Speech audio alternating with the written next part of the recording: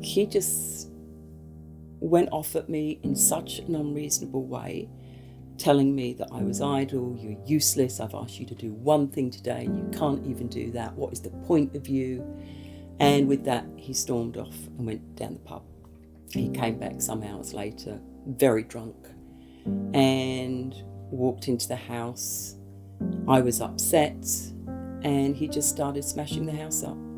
The next thing, he went to the kitchen, got a large carving knife out the chop block and started gouging the kitchen tops up with it, and then pointed the knife at me. I ran from the house. I didn't even have any shoes on, and I walked around the village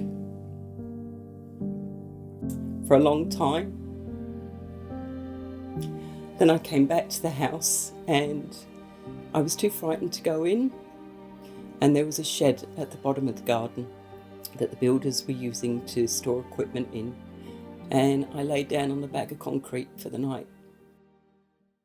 I was 18 and he was 32, and I was just literally I was swept away by this guy, swept up in he just seemed to know all the places to go. He was taking me up to London to these nightclubs and, taking me out and buying me clothes and taking me into places and getting my hair done. That's when it started. He would say to me, I know what would look best on you.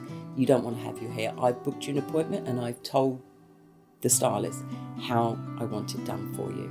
Only I know what looks good on you. And it snowballs. And that's how it starts. What you find is 40 years later, you're finally getting out of it, and you cannot get those 40 years back. I would say the relationship was predominantly, it was coercive control, but within there was physical attacks. He even had a webcam put in on the upstairs, and if he wasn't in the house, he could view it from his phone, and he would ask me, I haven't seen you go up the stairs. Are you being idle? Because if you're being idle, I can find you plenty to do. That's not what I pay you for. I would say to all Queenslanders that we all have a part to play in this as human beings.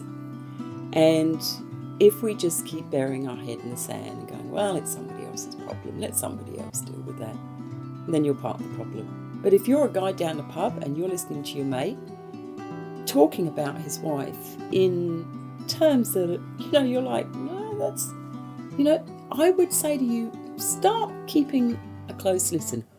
Watch for his behaviour.